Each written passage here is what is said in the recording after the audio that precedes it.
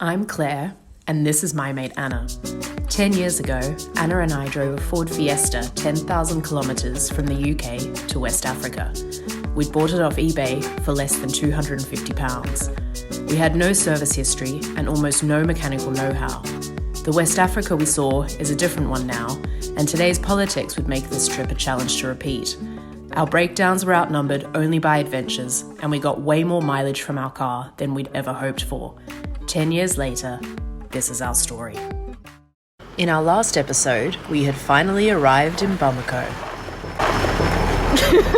What's going on, dogs? My feet look like this because we've been in the desert for so long, and we've gone through the arsehole of Africa. We just managed to limp the Isuzu into Mali's capital, where it would be auctioned off and the proceeds given to charity. We now needed somewhere to hang our hats and scrub the Sahara off our filthy bodies. Alright, so where are we going now? What's the story? We're going down a normal road in Africa, Bamako. We turn the corner right now. It smells really nice. It's like a nice garden centre. It smells like tropical rainforesty, nice, everything's cool. Can we get to? Hotel! It smells even nicer now. What are you pointing at? Just look at it. Just look at it. Now to haggle like the scummy paupers we were. Hallelujah! Hallelujah! Here they come. Here's the deal. Oh, no. No, it's fine. Oh, it's good. I haven't checked out the room. Masuta. She said that there is a room for 4 available tonight, and she said they've also 2 rooms for 2 people available tomorrow night for the same price, or Tom's asked if we can cram 4 people into a 2-person room for the same price, and it will cost. I can cram like the best of them. Is it nice? Do you like Tom's lunch? You want a spoon? I've been spooning this whole trip. The camera came out specifically because later on, you come through and there's a bar. On the roof? And the garden centre... Show us. The garden centre smell's still here, but it's just fading into like food. Meat, cooked in a nice sauce. Oh look, there's a bar. Meat. A little bit further.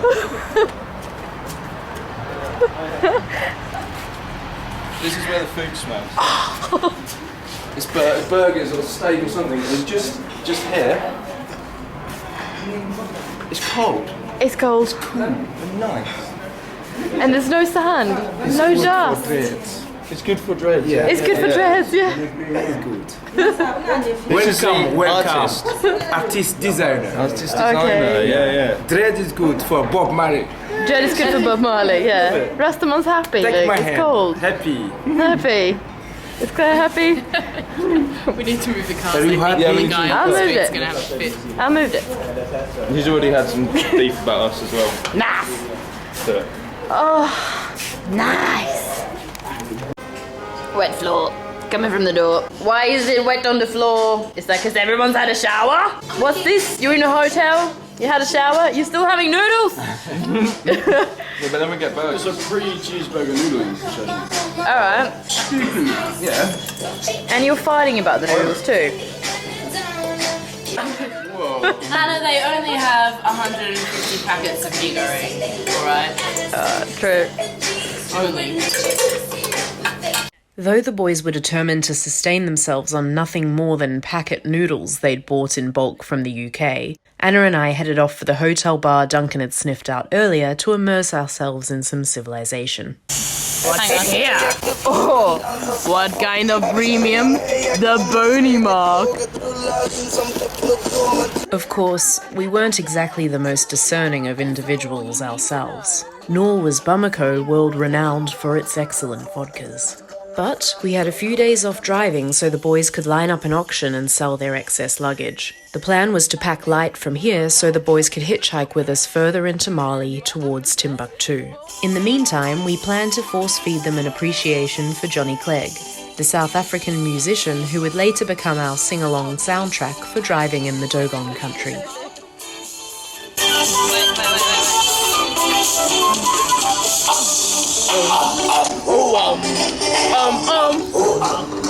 Wait a minute.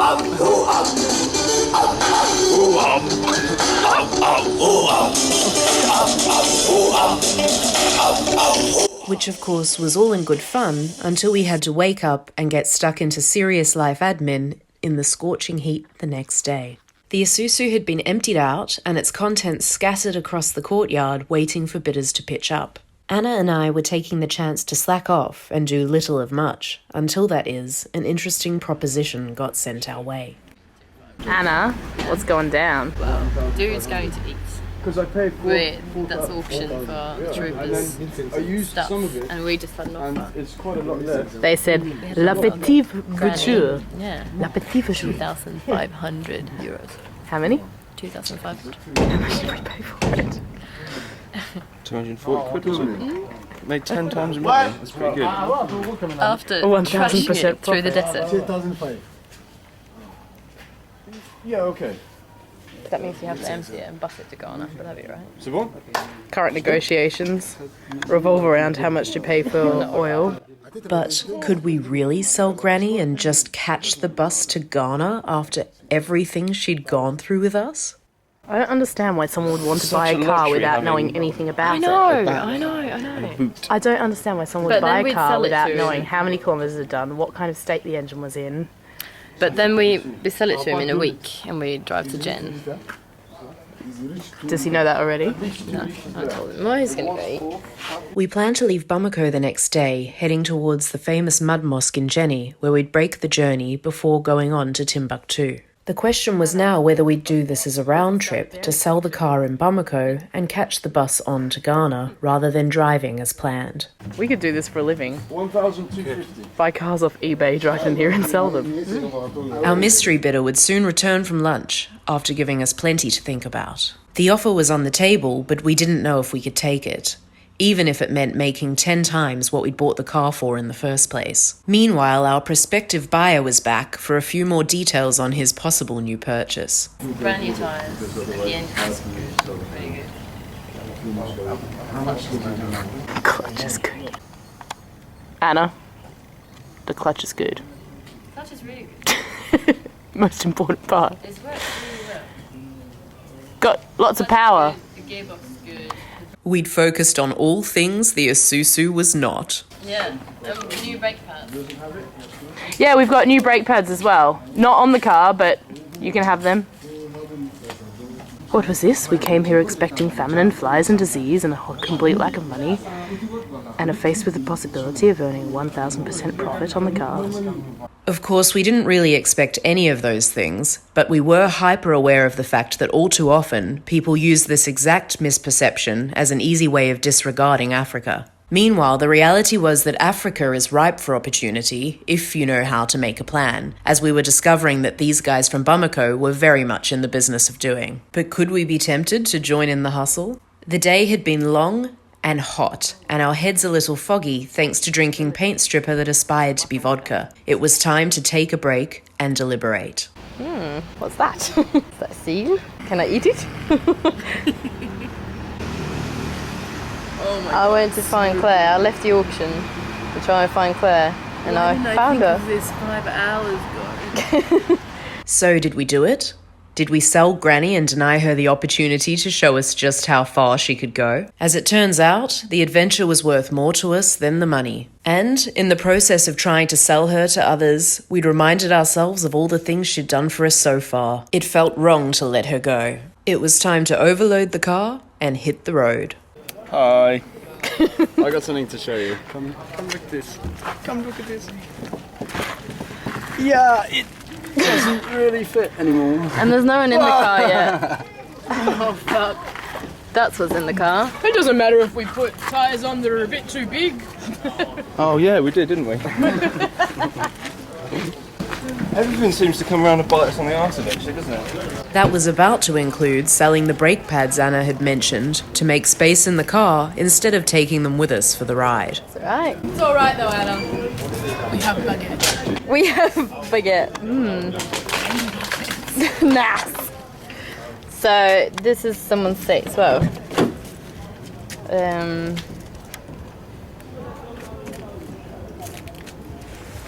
It's very low.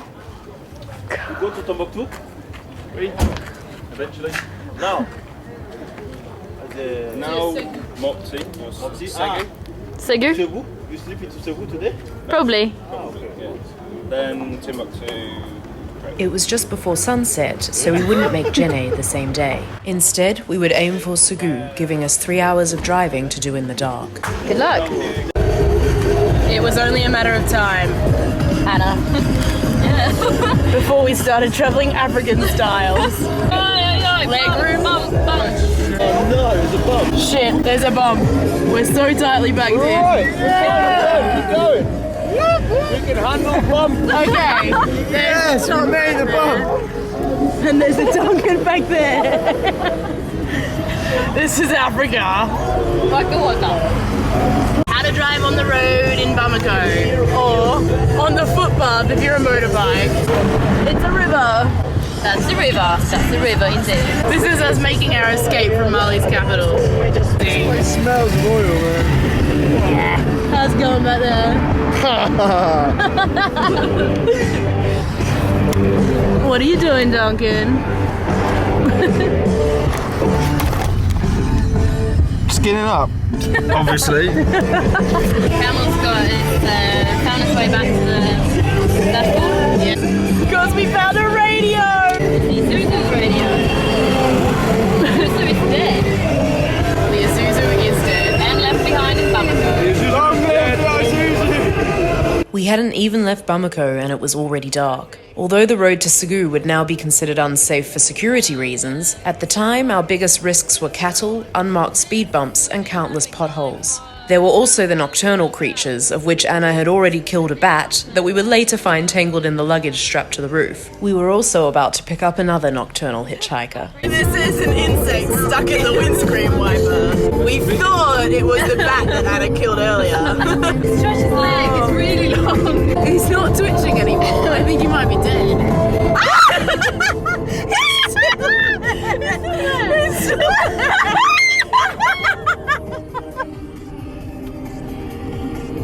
I can't make him stop!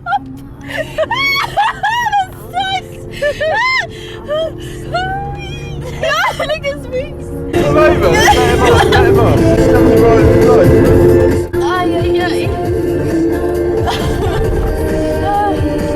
Alright.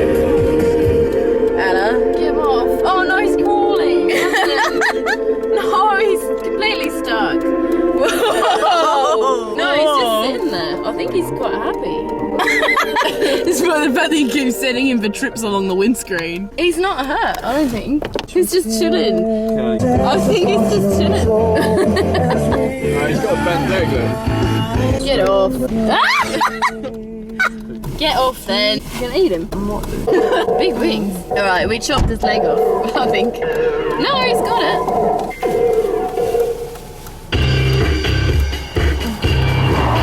And with our hitchhiker evicted, we were free to contemplate the link between our life priorities and our total lack of legroom. Baguettes. Baguettes. Baguettes. Oh wait, what's under here? A baguette! What's under there? More baguettes!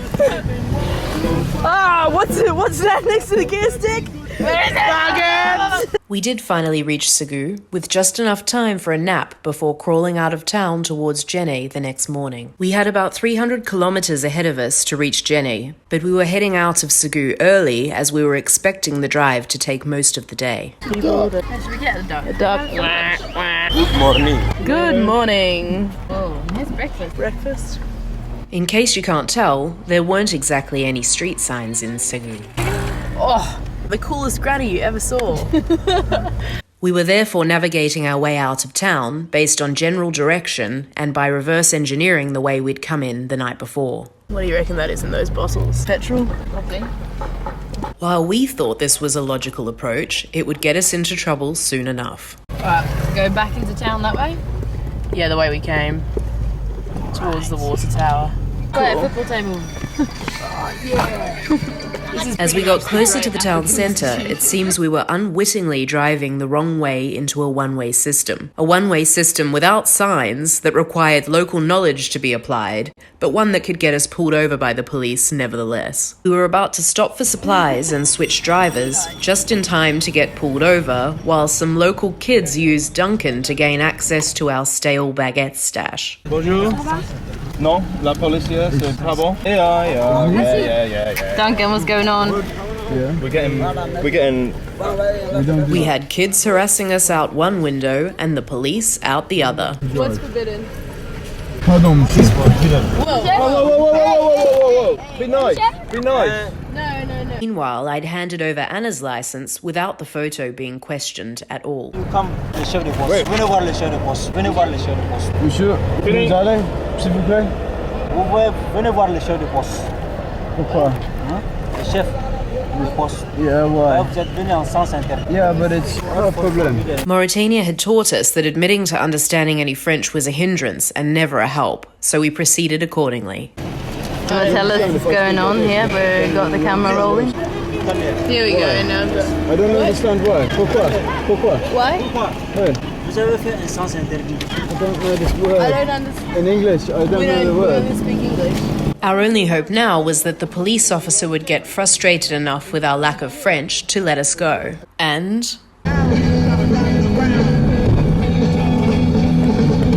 Tom, tell us a story about the police.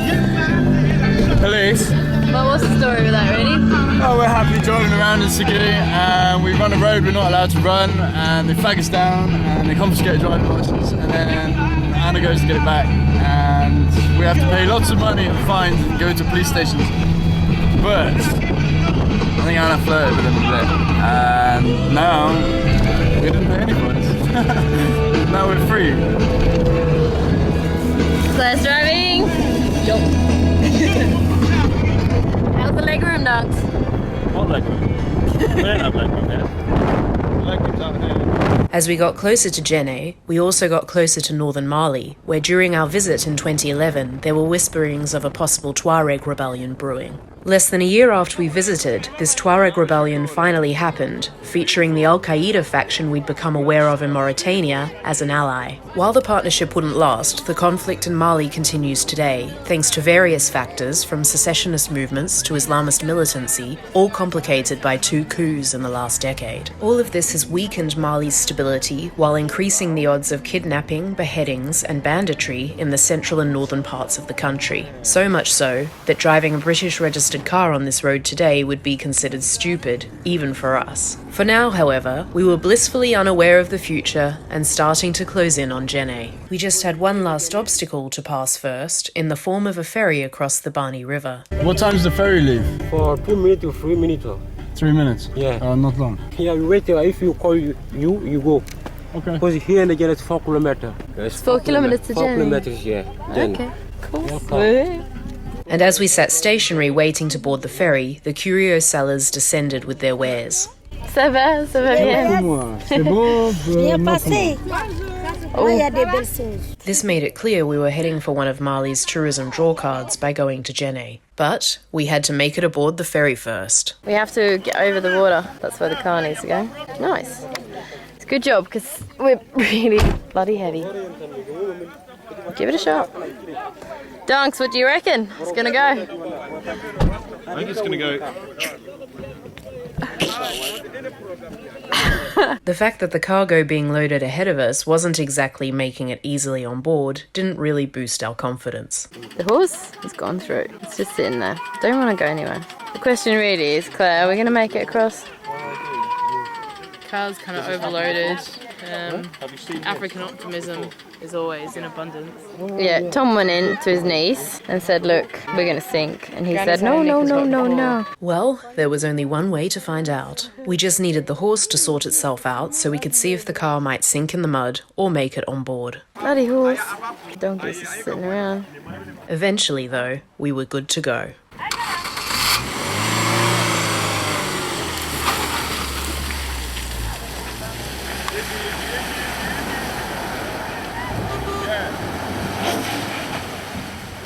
Nice.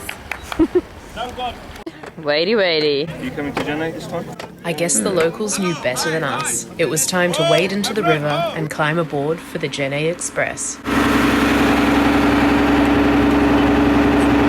As we punted across the water, the sun started setting while the opposite bank came into view, and the end of our journey for the day drew nearer. This is getting stuck off the boat.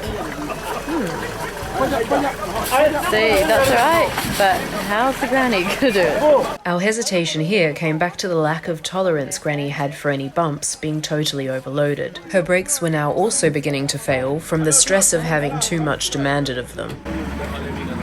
Come on, Granny. It seems there was always a donkey to avoid running over, whether on the road or on the water. Watch out, donkey. Here comes Granny. See you, Doolin? Ain't helmet off. Yeah. Neither of us are in the car. Ooh. Oh, our brakes are Skidded. Oh, brakes. Whoa, nice. Nice bump. It was time to get our last few kilometres in and find a place in the old town of Djenné to bed down for the night before exploring Djenné's old town the next morning. Morning in Djenné, looking for breakfast. We were also looking for the Great Mosque, which was famous for being the world's largest mud brick building. As a town, Djenné had historical significance as a gathering place for caravan traders, thanks to its proximity to the Niger River, linking the area to Timbuktu. Djenné was also a centre for Islamic learning, hence the Mud Mosque, which was open to all until 1996. Its doors have been closed to non-Muslims since Vogue decided to conduct a fashion shoot inside, featuring scantily clad models and outraging the local community. We were therefore understandably restricted to looking from the outside and exploring the old town in general before continuing our journey onwards towards Timbuktu. As we rolled out of town, our brakes were starting to feel overworked, and we were about to find out that our spare brake pads had been left behind in Bamako. We should still have them, I think. Did we get this? What? No! But it was too late for regret, as our next stop would be Mopti, where we hit the long road to Timbuktu next episode. Hi, present day Claire here. New episodes will be uploaded every Sunday, so hit subscribe if you'd like to be notified when it's time to watch. Thanks and see you next time.